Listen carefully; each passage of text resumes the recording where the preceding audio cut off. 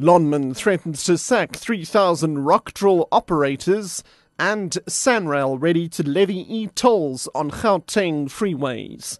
I'm Richard Brooks. Lonman, the world's third largest platinum producer, has threatened to sack 3,000 rock drill operators if they fail to end a wildcat pay strike that started on Friday. The illegal strike and union clashes have forced London-based Lonman to halt mining at all its operations in the country, which account for 12% of global platinum output.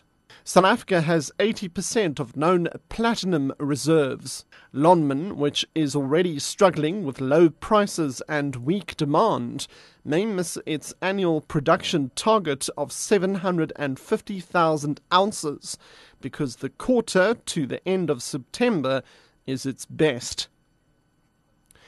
National Roads Agency Sanrail says it's ready to levy e-tolls on Gauteng freeways.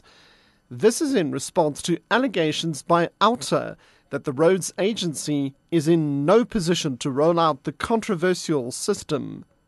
Sanrail has asked the Constitutional Court to overturn a High Court interdict which prevents it from levying tolls. Lawyer for Sanrail, David Unterhalter. Question as to how to bring them to book in due course is a matter that Sanrail will have to and is addressing.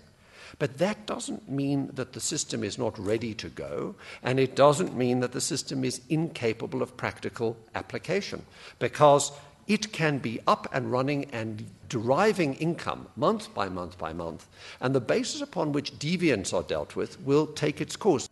The judge in the Boeramach treason trial in the North Gauteng High Court in Pretoria has found that accused Herman van Rooyen was part of a group that had attempted to attack former President Nelson Mandela. Van Rooyen is the 15th accused to be found guilty of treason. 20 men are facing charges of treason, terrorism, sabotage and murder relating to a plan to overthrow the government. Sandra De Lange reports. Van Rooyen and a group of accused planted a bomb along a route they heard former President Nelson Mandela would be travelling on. Their plans, however, collapsed when Mandela arrived by helicopter to open a school in Polubedi district near Polokwane in October 2002.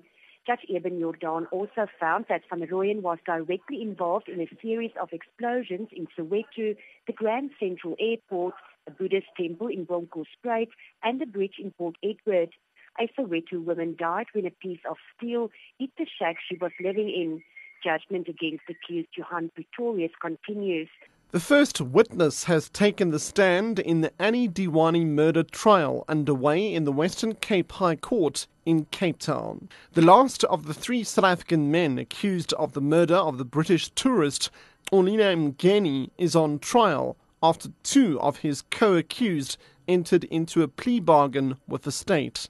Zola Tongo and Mziwama Doda Wabe are serving 18 and 25 years respectively.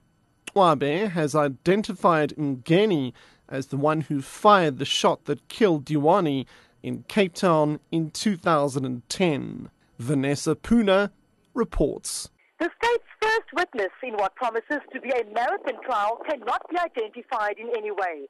Western Cape High Court Judge Robert Henny made the order after an application brought by the state. The state says this will protect him from possible intimidation and harm. Henny has explained to the witness that he may be required to incriminate himself in terms of conspiracy to commit murder and illegal possession of ammunition. His reward for answering honestly will indemnify him from prosecution at the end of the trial. He's one of 32 witnesses expected to be called by the state.